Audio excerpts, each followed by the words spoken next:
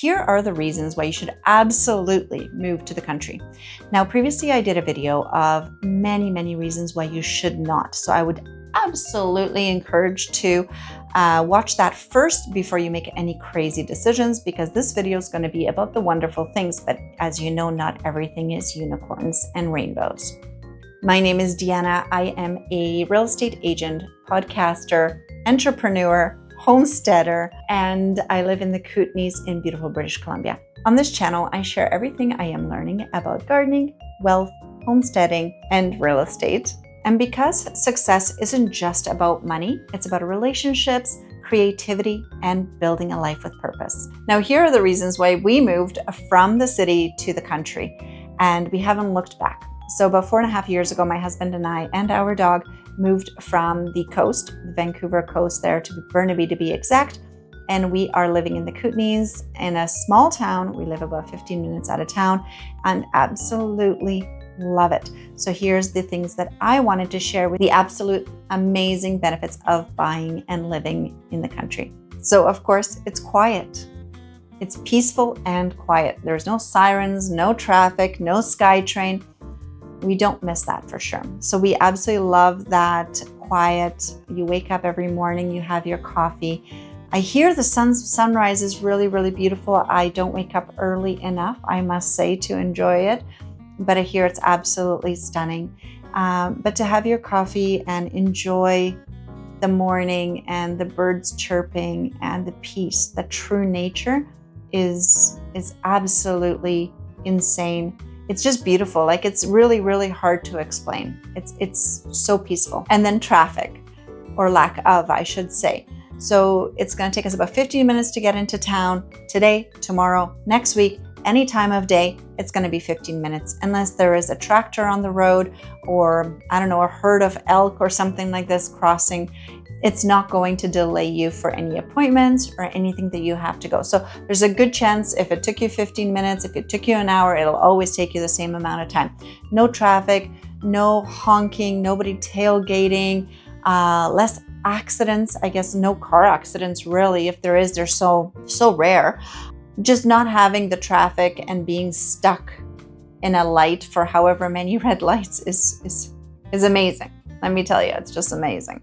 The pride of being self-reliant, self-sufficient, whatever you want to call it. Now, you don't necessarily have to be, we're not even close. Like, we still rely on the grocery stores, we rely on a lot of things, but the pride on being able to be is so cool. It's so special to be able to grow your vegetables, to be able to learn how to have a successful harvest, to be able to know how to fix something or to patch a wound. Or before we moved here, I wanted to make sure that we were ready. So I made sure that my first aid kit was all set up with all my horse and animal care and all these things. I wanted to make sure that we are prepared so we don't need to struggle in emergencies, that we're able to take care of those things on our own. It's a learning curve. It's definitely not easy. You are relying on yourself, but the pride to be able to, you grow as a person like no other. Like, you're truly relying on yourself, on each other in a partnership, and you're just making it happen. So it's really cool pride in that. You feel very accomplished if you tackle some of those challenges, and you're successful. It's really cool. Having animals, having the space for animals. So if you love animals and you want animals, it's a no-brainer. Like, you have the space, you can do some fencing, some shelters, whatever it is, and have animals and keep animals, and the pride of taking care of them. And it's just a beautiful thing. So you can keep, if you can't have a goat, if you've always wanted a goat. For me personally, I wanted a horse in my backyard since, I don't know, it's been a dream of mine since I remember. I was dreaming about horses since I was so small, until I can remember. And to have him now in my backyard, and just to be able to walk out the door and see my horse there. Now I have 2. It's just the most incredible thing for me. And this is a personal preference. And to be able to have the cats and the chickens and the dogs and not worrying about going to the parks or anything like that. Like, we live in the park. Like, we tell our dog, it's like, you want to go to the park? And he perks up. It's like, guess what? You live in a park. So it's a beautiful thing to be able to have the animals and offer them that life. It's really what I'm trying to say. So if you love animals, definitely this is the way to do it. Privacy. So if you buy enough acreage, you have privacy. You have neighbors. Yes, we have neighbors and we can actually see them. We can hear them. But having that privacy is amazing, that they're far enough, but yet close enough if we need them. So it's a beautiful thing. We love our privacy. Like, I can go in my jammies, and I do, to check on the garden in the mornings and have my coffee. It's just a really nice thing to have that privacy, not worry about the neighbors. We don't have blinds in our windows. Talk about like freedom, privacy. Like, it's just amazing. We have no blinds in the window because we don't need to. No one's looking in. So it's really cool. True connection to nature. So when you live in the country, it's different because it's right outside your doorstep, or very, very close, depending where you are. So you live amongst nature. So to be connected to nature that closely, it's really cool, because in the city we had to drive for, I don't know, an hour. If you're stuck in traffic, maybe more. Find parking just to go for a hike, to take the dog to the park. It took a lot longer to get into nature. It took hours round trip just to go for a short hike.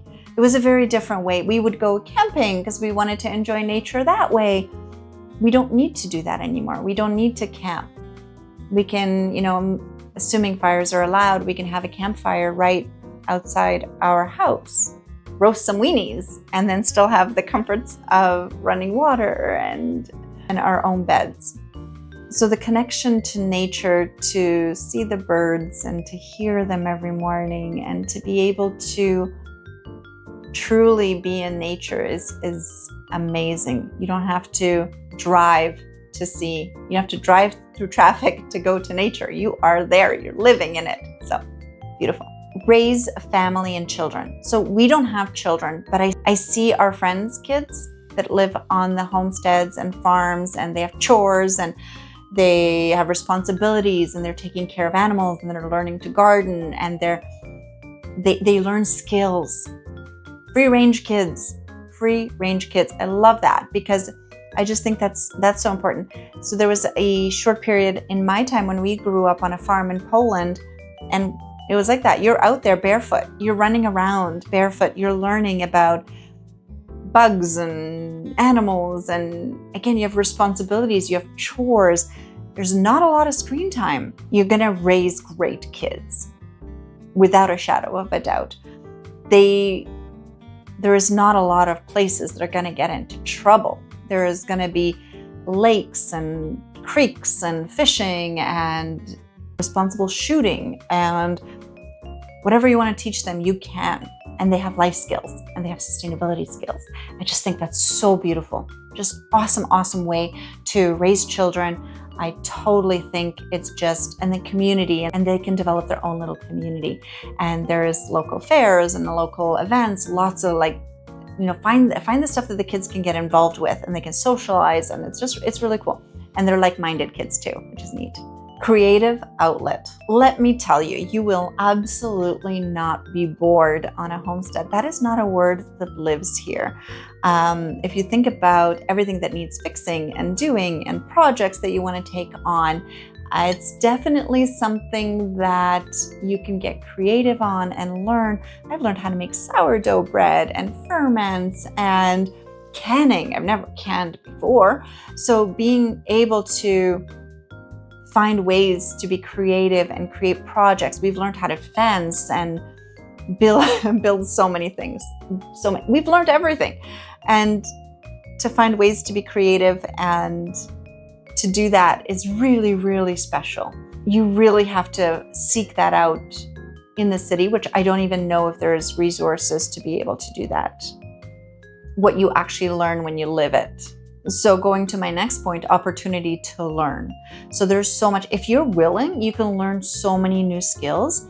And again, YouTube has been a huge platform for the first few years of living here, because that's where I got a lot of my information from, the amazing creators on there. And this is a huge reason why I'm doing it, and the podcast and bringing on people and seeking people out that are amazing in their fields, and they can teach us something that will last, that will live online and will live on YouTube forever, for hopefully generations. I don't know how long YouTube is going to be around, but this is why I want to do this. I want to share this, kind of play it forward. So anything that I'm learning, I'm bringing people in, I'm seeking the information out, I want to share it, because that's how we learned. That's how we learned how to create what we're doing, how to fix things, how to sharpen a saw. Not me, that's my husband, but how to work a mill, like everything. Like, who does this? Like, we had to learn everything, and we learned it from YouTube. So we're very grateful to that platform.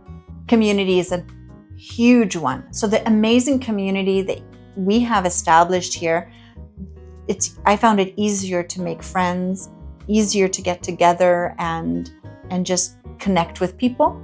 We've met our neighbors and know more about our neighbors and spent more time with our neighbors here than we ever have on the coast, in the city, just ever. So if you find the right community, be a part of organizations, churches, whatever it might be, it's just such a blessing. That community is going to go to bat for you. If you need anything fixed, or if you're ill, or if you need someone to take care of your homestead, whatever it is, your community is going to be there for you. And that's for sure. And you're there for them, which is a beautiful, beautiful reciprocation of service. So building a community is so important. And I find it so much easier here. Not that people aren't busy, but they make themselves available. They make themselves available to help you, to be there for you. So community is definitely a massively important thing. And it's easy. If you put the time in and the energy, it's easier, I think, rural than it is in the city. Multi-generational living. So I think there's more of an opportunity to do that because there's more space. So maybe some districts will allow 2 homes or a suite or whatever, however arrangement you want to do that with a multi-generational living. But you have your grandparents, your children, your grandkids, or whatever, however you want to structure it, you can live together or close to be able to support each other, which is really cool. So I think it almost brings families together to be able to support each other. If you have a massive garden, you can feed your whole family, you can feed the neighbors. It's amazing. It's amazing to have that. So having family close by and community and all these things is just such a blessing, because share in the harvest. And I mean, if you're canning for your family, you might as well can for your extended family and community. So easy to live together, assuming you get along. The freedom from relying on grocery stores. And we are not even close to that with our busy schedules and everything. But holy cow, I made an amazing spaghetti sauce like 2-3 years ago, and we're still eating it. So we're definitely not buying spaghetti sauce as an example. But also the quality of food and the quantity. And the groceries are really expensive right now, but you also don't get the variety. So you can grow different varieties. So you don't have to rely on the grocery store just for one variety of certain produce or anything. You can have, I don't know, first year I got all crazy and I think I grew like 10 different varieties of tomatoes. Why? Don't even ask. Just for fun, but definitely got to experience. So there's definitely different squashes, different things you can do, different varieties. You can grow organically. You can have a lot more options and flexibility doing it yourself. Also, if you want to grow your own meat, you know that it's organic. You know what it's being fed. Chickens, you know what you're feeding them. You know that the eggs are fresh because you literally took them from the chicken coop yesterday. So you know where your food is coming from, and you know how fresh it is. You know what they're being fed. You know what they're eating, so you know what you're eating. So all of those things are super important and a lot easier to do, of course, on a homestead when you're not just relying on the grocery stores and what they have. And I don't mean to get into this, but sometimes it takes me back to when during COVID, where our shelves were empty on so many things. I don't know about you, but that was scary. That was scary for me. And I think that during that time, a lot of people realized that they needed to take care of their own family because they couldn't fully rely on the grocery stores. So being able to grow your own food, having the ability to take a seed, put it in the ground, take care of it, and have fruit and be able to nourish your family with it, it's a miracle, absolutely miracle. So being able to do that, it's amazing. Not to mention the quality of your vegetables, your fruit, your meat that you're growing if you are doing meat on your homestead or you're fishing and hunting or whatever it is. But the quality of the food is amazing. You can go organic. You don't have to. You can do whatever you want, but you decide. You decide. You don't need labels in your pantry from the food that you canned. And of course, clean air. I mean, the lack of pollution, the lack of traffic and all these different things, people smoking outside or whatever it might be, just the ability to be able to breathe it goes without saying. It's absolutely amazing to have clean air, the trees and the nature around. Physical health. Now, going to the gym is super awesome, super important, but in addition to that, you are always busy physically doing something on a homestead or even just living rural. You're shoveling snow, you're feeding animals, you are going out wheelbarrowing, you're picking up poop, you are doing all sorts of things. So you are definitely moving, you're picking up weeds, you're going up and down, you're definitely more physical on a homestead, on a rural property than you will most likely ever be in the city, stuck in traffic, sitting in your car and so forth.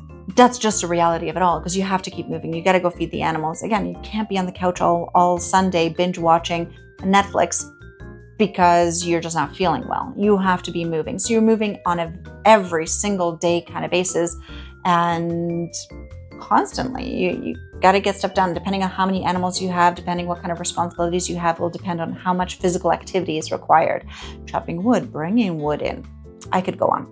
So physical health is a must, of course, and also mental health. So mental health is, I think, easier to come by being on a homestead when you're not stuck in traffic, fighting traffic, hearing your neighbors fight maybe, or hearing the constant noise of vehicles and stuff. Like, you can actually step away and go for a walk. So having that mental health is easier to obtain in a rural environment when you're able to go for a walk in the forest, which is much closer to you, if not on your property, and being able to just relax and hear the birds and see the freedom and go pet your horses, go pet your animals and check on everything. Like when I'm having a stressful day or a really difficult day, I go for a walk. I go for a walk in our backyard. I go see the horses. I go pet them. I hang out with them. And that fills my soul cup. That gives me mental clarity. That gives me the mental health that I need. Walking meditations, easier to meditate with the peace and however you choose to create mental health. This is way easier to do in my opinion. Foraging, so again, a new skill to learn, or food or sustainability, however you choose, but it's exciting to go learn how to forage. I'm not nearly a professional. Maybe I'll have a professional on the show to kind of talk to us about mushrooms and berries and all this stuff, but just to be out in nature and learn to forage. And a quick disclaimer, do not put anything in your mouth that you're not 200% sure that is edible, but super, super fun to learn about mushrooms and berries and so forth, and just to be in nature. So really cool opportunity, way more of an opportunity when you're in a rural setting. If you're into hunting and fishing, way more of a community and more readily available to go hunting and fishing closer to. You don't have to fly out maybe and look for places and not know where to start. So it's more of a community where you can find your people to do that. They'll let you know about the hot spots and everything. So really, really great way to move rural out of the city and be able to hunt and fish for your own meat. And potentially save money. Now, in my previous video about the challenges and the reasons why you shouldn't move, I did talk about financially not cheap. It's so, in my opinion, I don't know, maybe because I live in British Columbia, but it's definitely not like super cheap to live on a homestead.